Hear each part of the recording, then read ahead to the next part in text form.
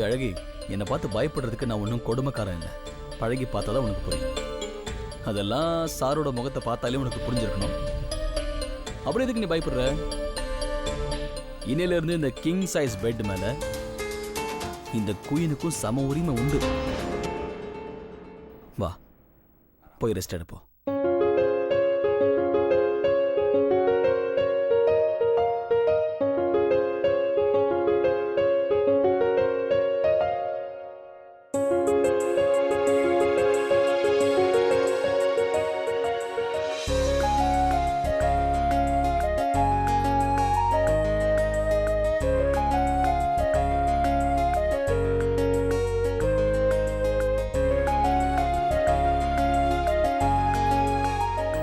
பால் எனக்கு மட்டும் தானா? ம், நீ சாப்பிட மாட்டியா? அத்தை உங்களுக்கு தான் கொடுக்க சொன்னாங்க. ஓ, குடுன்னு தான் சொன்னாங்களா? குடிக்க வைன்லாம் சொல்லல. ம்?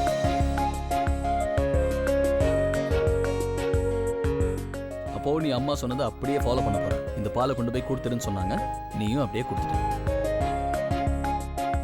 நான் ஒன்று சொல்லட்டுமா? எனக்கு பால் குடிக்க சுத்தமா மூடே இல்லை.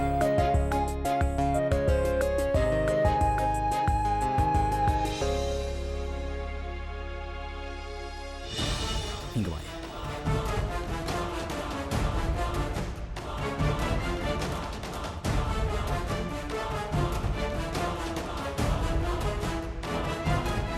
உங்ககிட்ட நான் கொஞ்சம் பேசணும். கல்யாணத்துக்கு முன்னாடி அதுக்கான வாய்ப்பு கிடைக்கல. இல்ல ஒரே ஒரு வாட்டி எனக்கு வாய்ப்பு கிடைச்சது. அப்பவும் சுமதி போன் எடுத்து பேசிட்டான். பேசலாமா?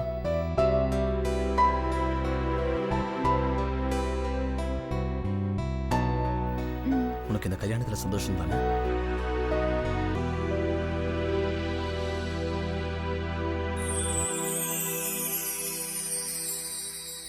அப்படின்னா நீங்க அ, இந்த கல்யாணத்தை பத்தி என்ன நினைக்கிறீங்க? என்னோட ஃபீலிங்கை பத்தி நான் எங்கன்னு சொன்னேன். சரி, நீ என்னைக்காவது ஒரு ஏழைக்கு 1 கோடி ரூபாய் லாட்டரி அடிச்சு பார்த்துருக்கீங்க? அந்த ஃபீல் தான் எனக்கு.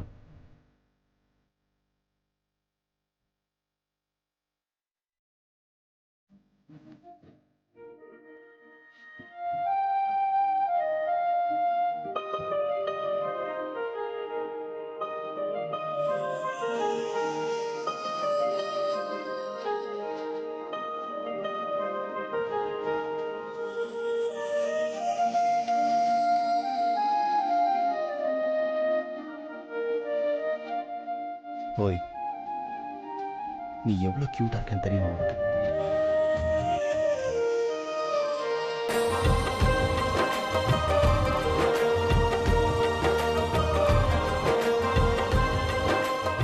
முதல் வாட்டி உன் வீட்டுக்குள்ள சொல்லாம கொள்ளாம நுழைஞ்சாங்க.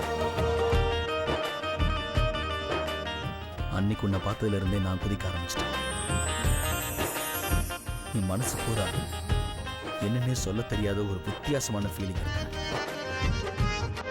நான் நினைச்சு கூட பார்க்கல. உன்னை நான் தெரியாம கிட்னாப் பண்ணிட்டு வந்ததுக்காக எனக்கு இதுல நீ ஒரு பெரிய கிஃப்ட் கிடைச்சா.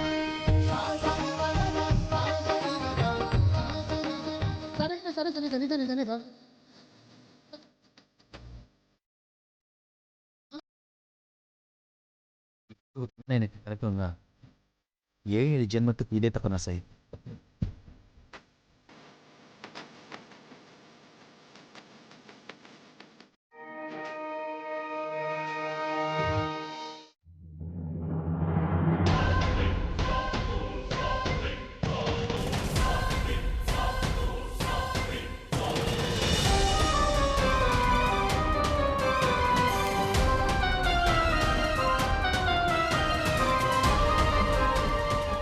நான் இப்போ ரெடியாக இருக்கணும்.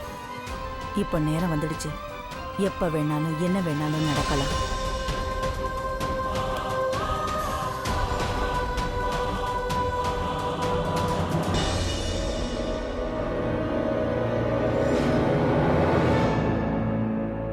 நான் எத்தனையோ பொண்ணுங்களை பார்த்துருக்கேன். ஆனால் உன் முகம் மட்டும்தான் இந்த உலகத்திலேயே அழகான முகமா எனக்கு தெரியுது. என் மனசு, பார்வை மூளை, என் உடம்புல இருக்க எல்லாமே உங்ககிட்ட வந்து சரண்டர் ஆயிடுச்சு.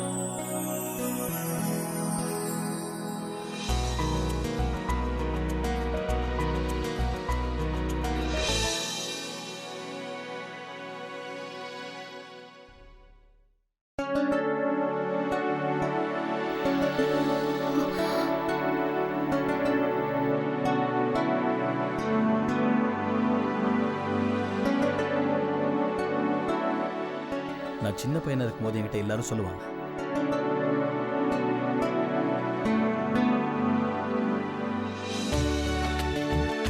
உங்க வீட்டுக்கே நீதான் ஒரே ஒரு பையன், ரொம்ப கொடுத்து வச்சவனா இருக்கணும்னு சொல்லுவாங்க. எனக்கு அது இப்பதான் புரியுது. அவங்க ஏன் என்ன கொடுத்து வச்சவன்னு சொன்னாங்க. நீ கிடைக்கிறதுக்கு நான் உண்மையிலேயே ரொம்ப கொடுத்து வச்சேன்.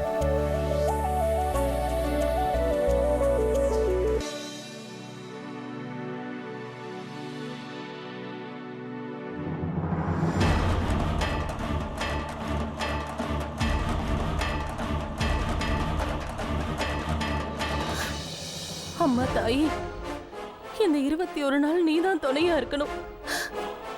உன்னை நம்பிதான் என் பொண்ணை நாங்க அனுப்பி வச்சிருக்கேன்.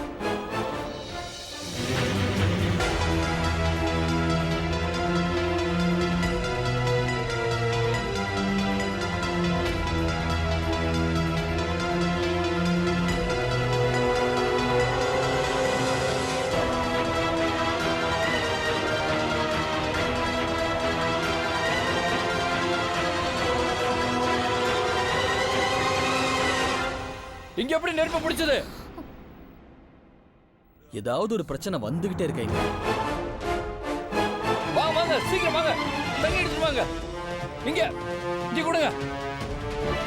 எதுக்காக எல்லாரும் இப்படி கத்திக்கிட்டு இருக்காங்க? ஒருவேளை அவங்களுக்கு உண்மை தெரிஞ்சு போயிடுச்சோ? நான் நினைச்ச விஷயம் ரொம்ப சீக்கிரமாவே நடந்துரும் போல இருக்கு. இப்ப நான் அங்க போனா சரியா இருக்கும்னு நினைக்கிறேன்.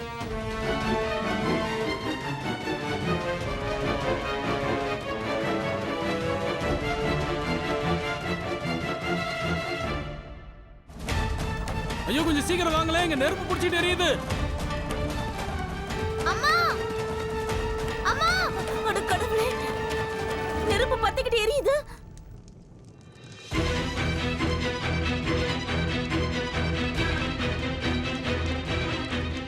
என்னங்க அண்ணா, சீக்கிரம் வாங்க, அங்க பாருங்க நெருப்பு எப்படி பத்திக்கிட்டு எரியுதுன்னு.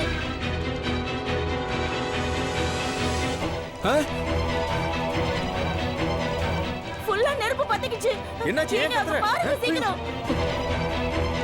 எப்படிங்க நெருப்பு பிடிச்சது? டேய், எல்லாரும் கொஞ்சம் சீக்கிரம் வாங்கடா.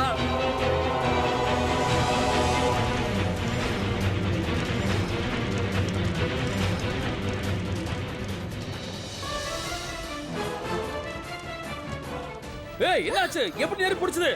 டேய் சிங்க குட்டி, சீக்கிரமா ஃபயர் சர்வீஸ்க்கு ஃபோன் பண்றா. டேய் சீக்கிரம் வாங்க. இங்க நெருப்பு ஜாஸ்தி ஆயிடுச்சு.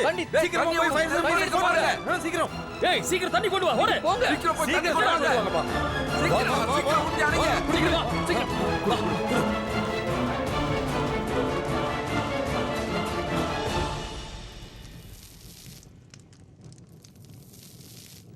டேய் அருண்,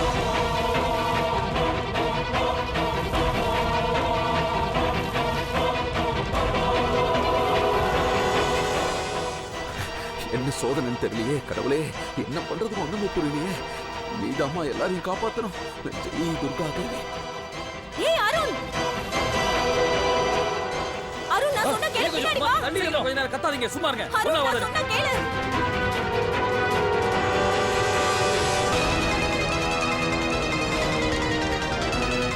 தண்ணி பத்தல, சீக்கிரமா கொண்டு வாங்க. இன்னும் கொஞ்சம் எடுத்துட்டு வாங்க. இன்னும் நிறைய தண்ணி வேணும். கொண்டு வாங்க. ஊத்தி அணைச்சிட்டீங்களா? பிரீத்தி, நீ கொஞ்சம் தள்ளி சீக்கிரம் வாங்க. இருங்க, நான் இன்னும் பண்றேன். நிறைய தண்ணி கொண்டு வாங்கடா. வாங்கப்பா, வாங்க வாங்க, சீக்கிரமா வாங்க. தண்ணி எடுத்துட்டு வாங்க. சீக்கிரம் ஃபயர் சர்வீஸ்க்கு ஃபோன் பண்ணுங்க.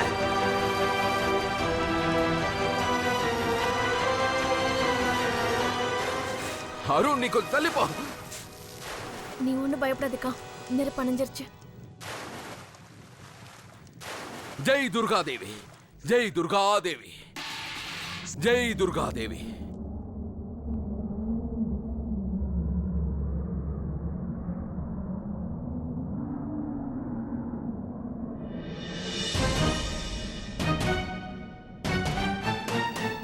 எரிய வேண்டிய நெருப்பு இன்னும் எரிய ஆரம்பிக்கலன்னு நினைக்கிறேன்.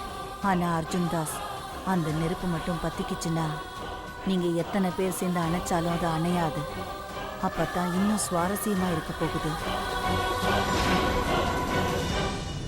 அருண், எல்லாரும் போங்க, ரூமுக்கு போங்க.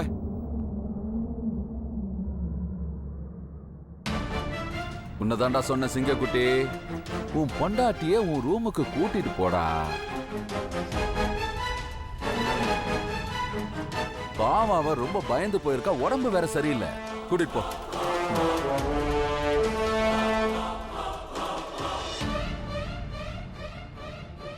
நில்ல அருண்.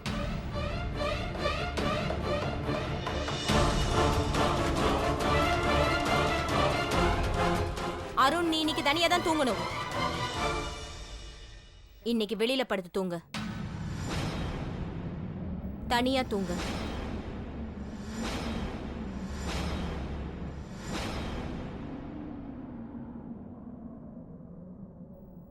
ஏய் பிரீத்தி, என்ன ஆச்சு உனக்கு? என்ன பிரச்சனைன்னு சொல்லு, வாய் திறந்து. அதான் எனக்கு இப்ப கல்யாணம் ஆயிடுச்சுல. சும்மா வெறுப்பேத்தாது பிரீத்தி. யோ அர்ஜுன் தாஸ், உன் பொண்டாட்டிட்ட சொல்லி புரிய வையா. அருண், மருமகளை சீக்கிரம்.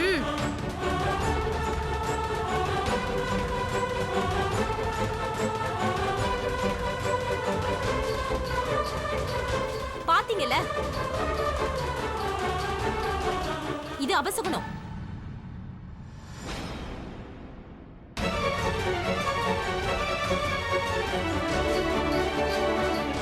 இந்த பொண்ணு எந்த அபசகனத்தோட வந்திருக்காளோ என்னமோ.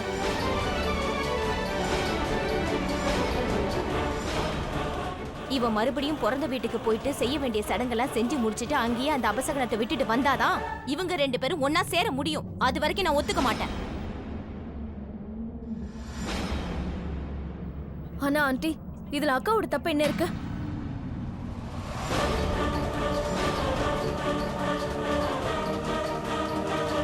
நீ வயசுல சின்னவ, அதே மாதிரி இருக்கிறது நல்லது. உனக்கு இதெல்லாம் புரியாது. அதே மாதிரி உனக்கு இதெல்லாம் புரிய வைக்க வேண்டிய அவசியம் எனக்கு இல்லை. உனக்கு என்ன? இது என் புள்ளையோட வாழ்க்கை பிரச்சனை. சொன்னது புரிஞ்சது இல்லடா. நீ இன்னைக்கு ராத்திரி வெளியவே தூங்கு. பிரீத்தி, பிரீத்தி,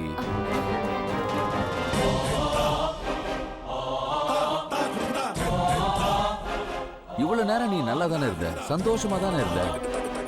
ஏதோ எதிர்பாராத விதமா இந்த மாதிரி ஒண்ணு நடந்து போச்சு. அதுக்காக இப்படி இருந்தா எப்படி? திடீர்னு உனக்கு என்ன ஆச்சு? நான் ஒரு வாட்டி சொன்னா சொன்னதுதான். இன்னைக்கு நீங்க எதுவும் பேசக்கூடாது. இன்னைக்கு நான் அந்த கடவுளே வந்து சொன்னாலும் நான் கேட்க மாட்டேன்.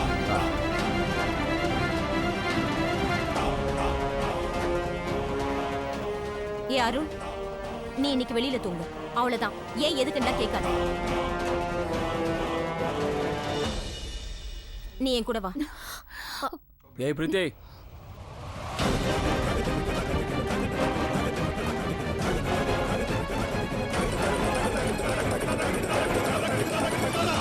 பிரீத்தி, தயவு செஞ்சு நீ இந்த டிவியில சீரியல் பாக்குற வேலையை முதல்ல நிறுத்தி தொலை. அந்த சீரியலை பார்த்து பார்த்து உன் மூளையும் குழம்பி வீட்டுல எல்லாரும் மூளையும் குழப்பிட்டு இருக்க. நீ என் மேல சத்தியம்.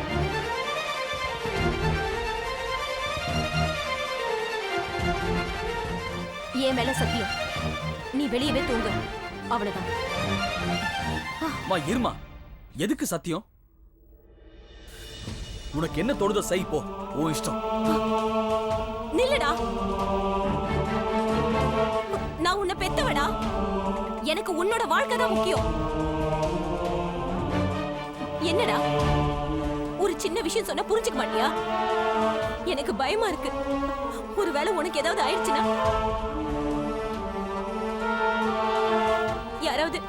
யாராவது என்கிட்ட இருந்து உன்னை பிரிச்சுட்டாங்கன்னா, உனக்கு ஏதாவது ஒண்ணுனா நான் என்ன பண்றதுடா?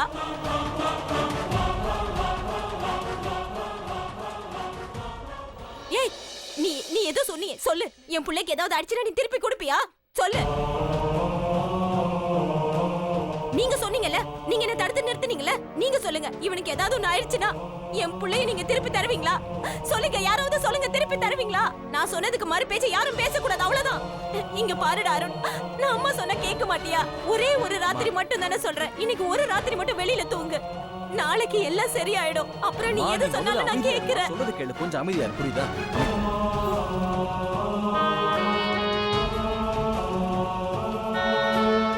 நீ இப்ப என்ன சொல்றியோ நான் அப்படியே செய்யறேன். போதுமா? போதுமா?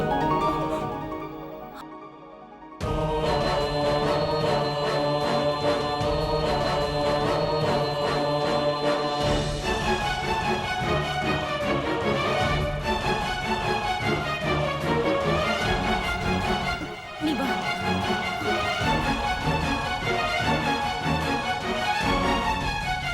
பிரீத்தி, நான் சொல்றத கேளு. என்ன இதெல்லாம்? இவங்க ஏன் இப்படி நடந்துக்கிறாங்க? இது நான் உடனே அம்மா கிட்ட சொல்றேன்.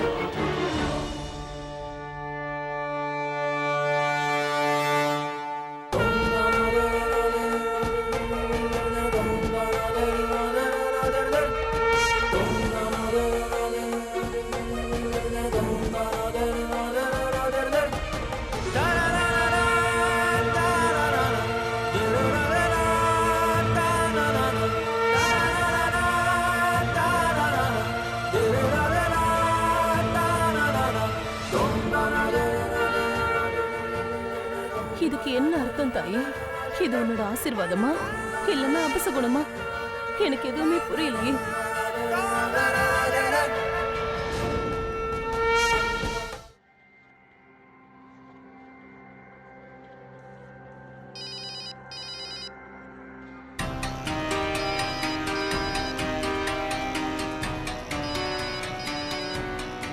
Hello mummy. சொல்லு சுமதி, சொல்லுமா, என்னாச்சு? எல்லாம் ஏன் இப்படி இருக்காங்கன்னே தெரியல. மனசுல என்ன நினைச்சிட்டு இருக்காங்க? அக்கா மேல இவங்க தேவையில்லாம பழி போடுறாங்கம்மா. சுமதி, என்னம்மா, என்ன ஆச்சுன்னு சீக்கிரம் சொல்லு. சொல்லுமா, என்ன ஆச்சு? இங்க என்ன நடந்துச்சுன்னு தெரியுமா?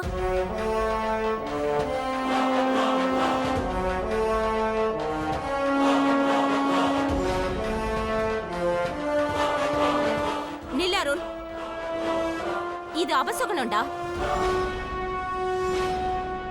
இன்னைக்கு நீ தனியா தான் படுக்கணும். தனியா வெளியே தூங்கணும்.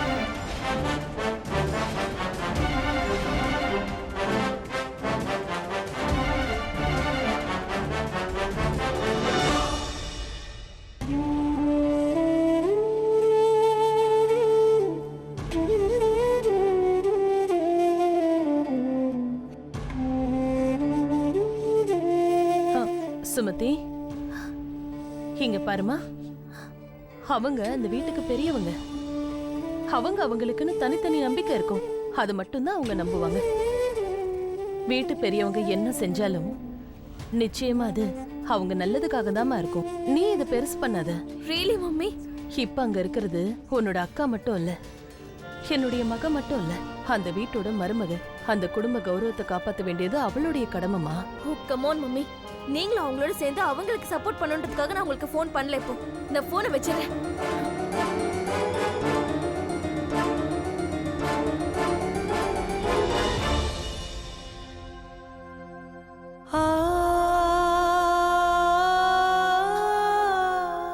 உனக்கு என்னைக்குமே நான் கடமைப்பட்டிருக்கம்மா. இன்னைக்கு என்னோட மகளை நீ காப்பாத்திட்ட. இன்னும் 20 நாள் இருக்குமா. நீ மட்டும்தான் அவளுக்கு துணையா இருக்கணும். என் மகளை நீ தான் பாத்துக்கணும்.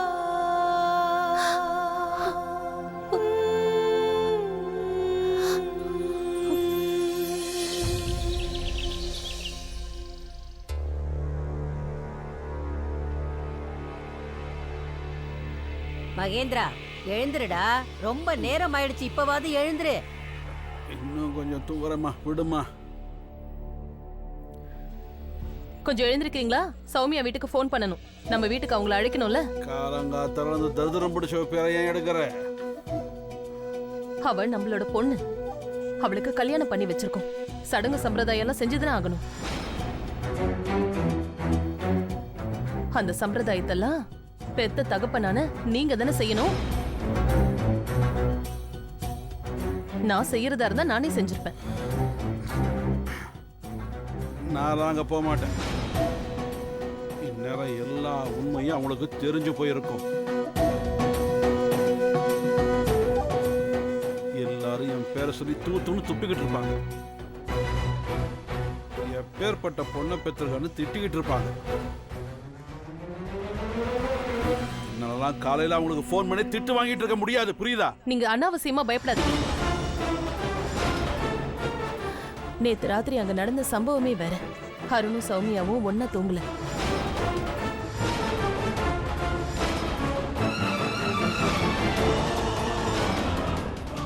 உங்க மரியாதைக்கு எந்த கேடும் வந்துடல. இன்னும் எத்தனை நாளைக்கு? ஒரு விஷயத்தை நல்லா புரிஞ்சுக்க. கல்யாணத்துல நான் எந்த பிரச்சனையும் பண்ணல. அதுக்கே நீ எனக்கு நன்றி சொல்லி ஆகணும். இதுக்கப்புறமும் இப்படியே சும்மா இருந்துருவேன்னு நினைக்காத. அப்படியா? இத்தனை வருஷமா நான் தனி ஆளாதானே எல்லாத்துக்கும் போராடிட்டு இருந்தேன். இனிமேல் அப்படியே பண்ணிக்கிறேன். நீங்க உங்க வேலையை மட்டும் பாருங்க.